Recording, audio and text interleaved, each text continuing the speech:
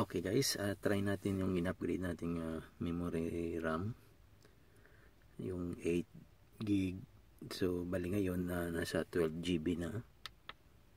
So, turn on lang natin.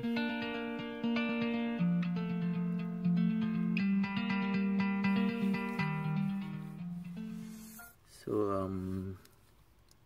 mas maganda rin po pag naka SSD yung drive nyo, para mas mabilis pa rin yung pag-process or pag-booting sa operating system kumpara sa hard drive. Bali ang hard drive na naka-install dito sa laptop is 5400 RPM. So mas maganda kung ikumpara yung HDD drive, mas maganda yung 72 RPM kung hard disk drive. So okay lang kahit at least may changes na sa performance. So ito i-test natin pati yung games. Meron akong Assassin's Creed na dati ay sobrang lag.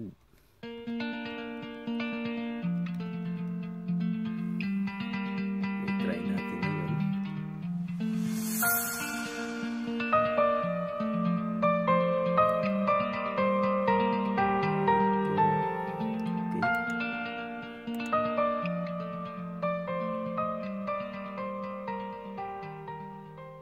Buksan natin ang benchmark na application. So bago nyan, mag-open muna tayo ng browser kasi lahat ng result through browser. So doon siya magre-reflect lahat ng mga result ng hardware.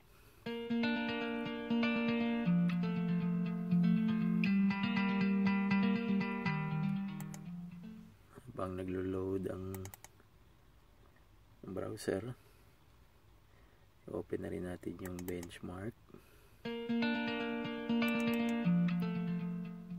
Tingnan natin kung ilan ang percentage ng RAM na makukuha.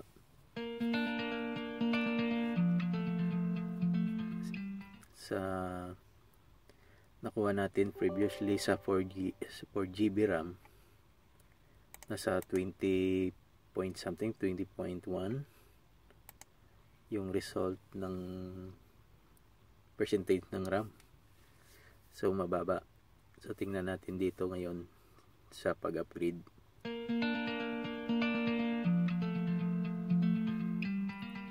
Ang iba po nagkakaroon ng experience sa pag-upgrade, like mag-a-add sila ng another 8.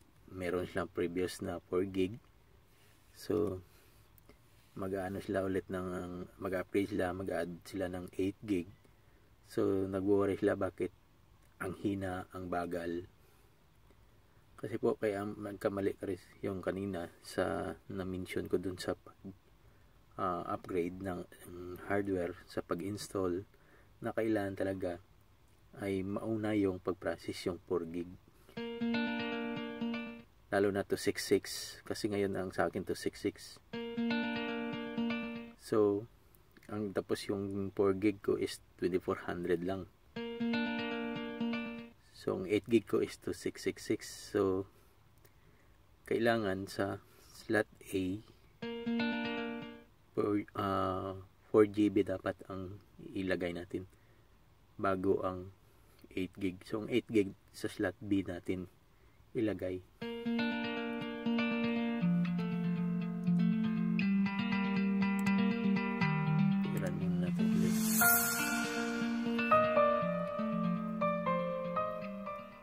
Para yung kasi karamihan may talagang nagkaka-encounter talaga na parang mas sobrang humina yung pag-process ng system at ganoon na rin mga application.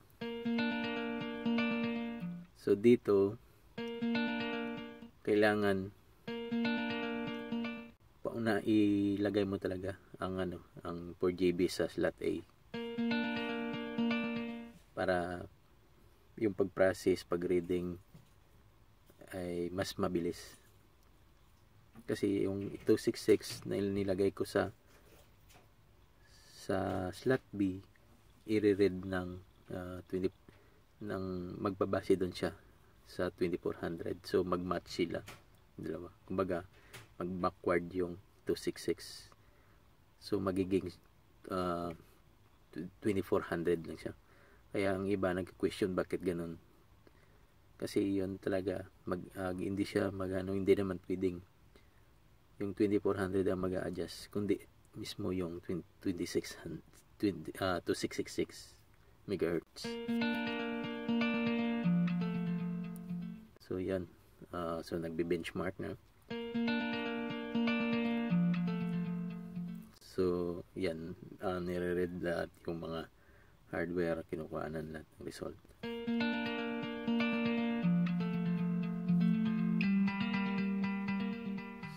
So ang laptop ko po mayroong dedicated na video card, yung Radeon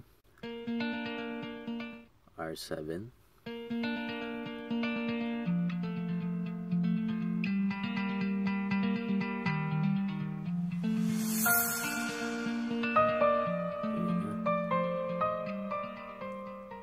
Okay, ito ng result natin guys.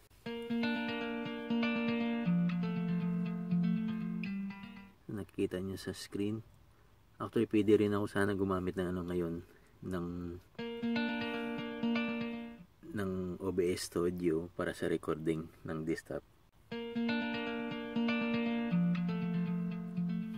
Pero gumamit na ako ng external para at least makita nyo rin yung pag-boot up kanina. So, okay. So, pupunta natin. Magagano tayo doon sa RAM. So, ito po ang status ng lahat ng hardware. So, ito pong ang ang specs ng laptop. Dell Inspiron 5567. Ayun, 12 GB na. 4. At saka 7th generation po to, ang Core i5 7200. Ito po ang ating processor, Core i5 7200. Yan, 2.7. So magtakbo siya 3.1 GHz. 2 core lang to. Itong built-in.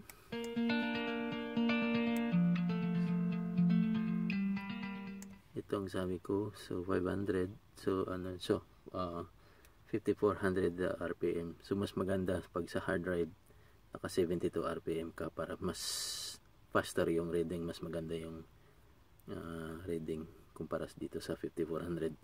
Kaya minsan previously nung hindi pa ako nag-upgrade, talagang pag mag-multitask talaga ako, hirap, sobrang hirap guys. So ito ngayon ang inintay natin, itong RAM.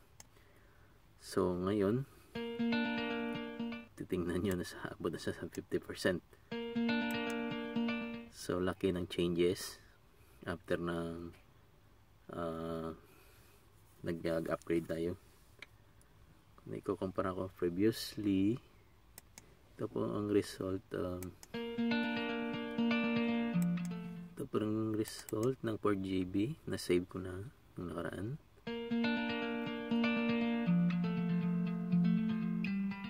So sobrang layo kasi may nasa 20% lang ata to yung 4GB.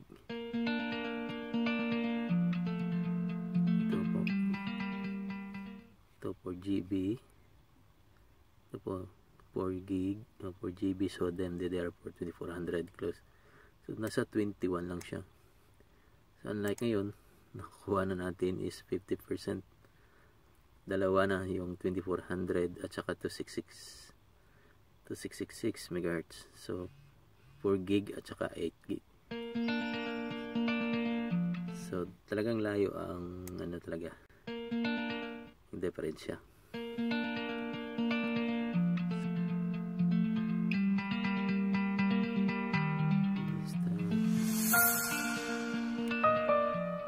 Okay. i-try na natin yung ilalaroin natin yung ano, yung Assassin's Creed Rogue.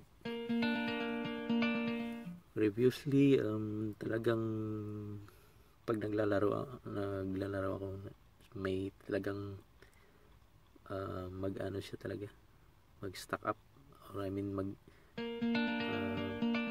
pahinto-hinto ba. But ito ngayon, try natin kung ganun pa rin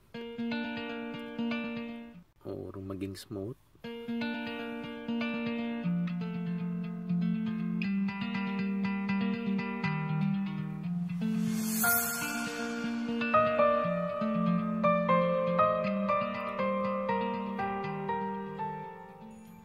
Laki naman talaga ng tulong ng ng RAM sa mga application like editing, sa mga Photoshop, si Premiere, pag-edit ng videos,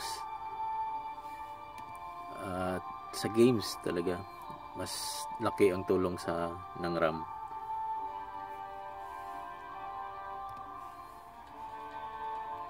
So ito, try natin. So, subukan natin maglaro. Ganit. Keyboard.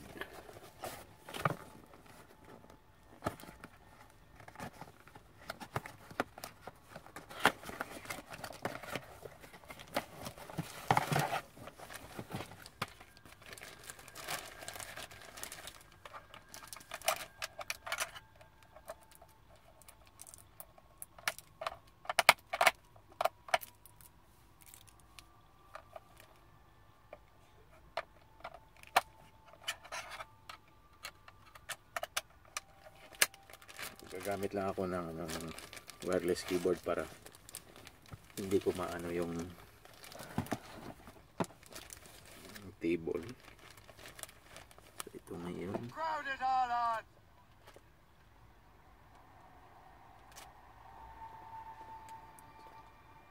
So feel ko na talaga yung movement niya.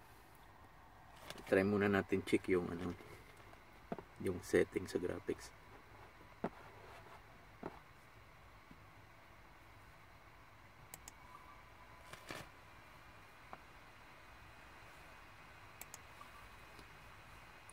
Nasa high na siya.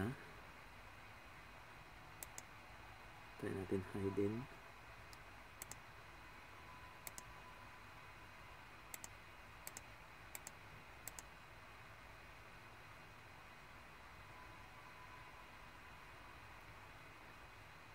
Ito kasi magbase naman sa video card niya.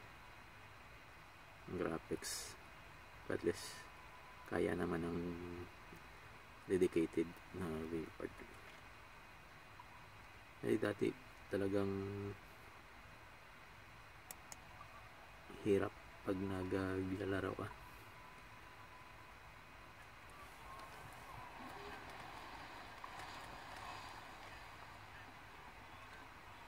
So kahit pa paano, mas smooth pa rin. So try natin atake yun ito. A well-placed shot there! Enemy! Fire! Ready to... Turn him to pin! Fire! Fire! Douse all but mates!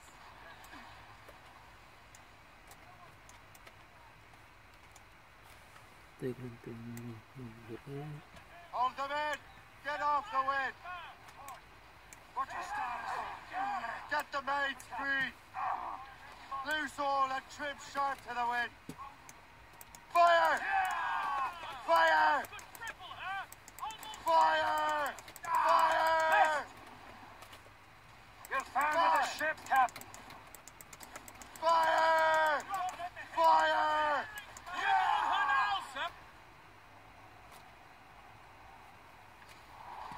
May kalaban pa rin sa kabila.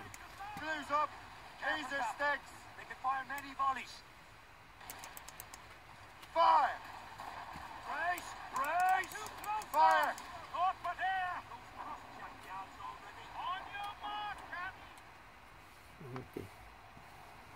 So guys, mas ano siya, mas smooth siya dalhin ngayon. Hindi na ako nagkaroon ng lag. Kahit mataas na yung ano, yung setting ng graphics. Kita mo yung texture ng graphics niya. Ano na.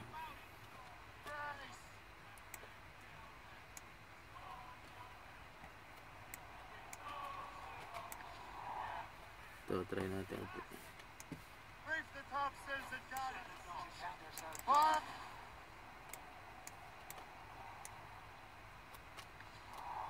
Fire! Fire! Fire! I'll disclose. Call in the stunted. Proud on every inch of sail. Fire! Briefing on tops. Unfurled mains. Let's move. Send them to the icy bridge.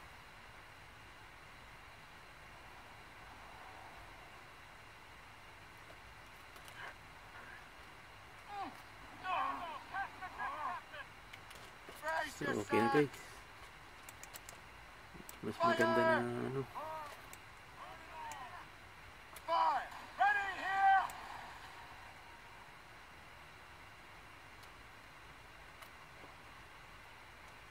Martin descends. Try natin to.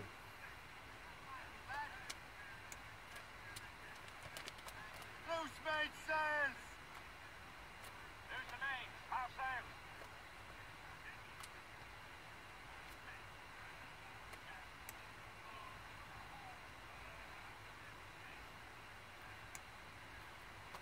As much sail as you can. There's topsails, gallants, and royals. Check every sail. Sir! Four!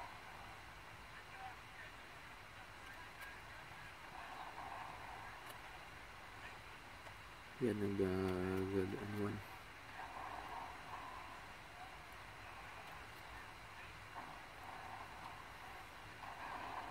Fire!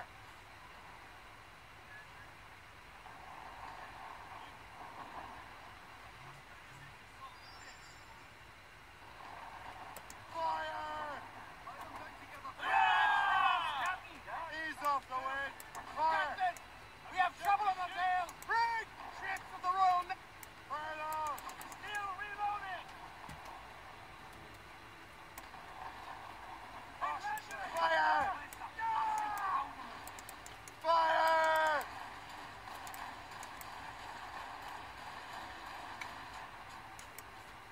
Fire! Let out some sail! Fire! Almost ready, sir! Fire! Fire! Drop burning oil and attack. Try to ram. Fire! Ah! Fire! On your mark, Captain! Fire!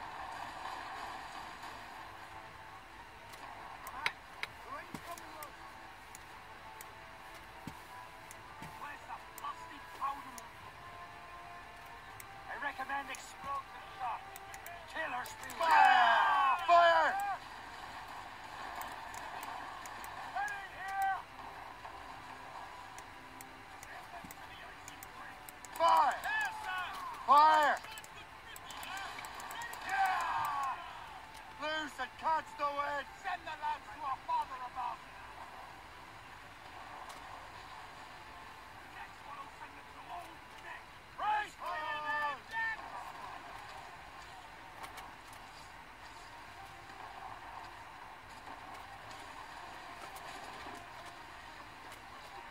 Capturein natin to.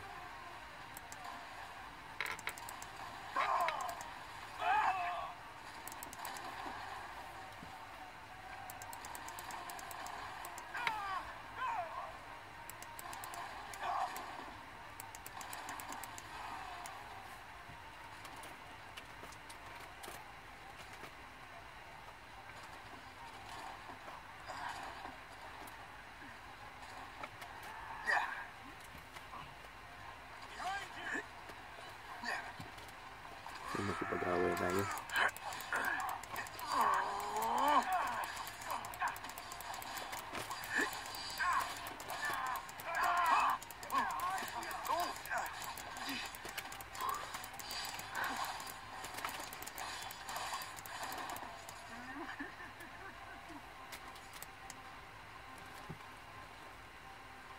Okay.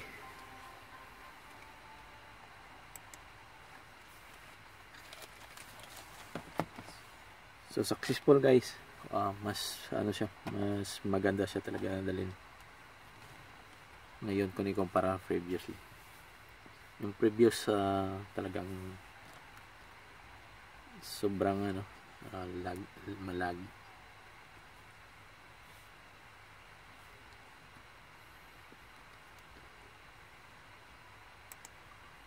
Okay, so mag-quit na tayo.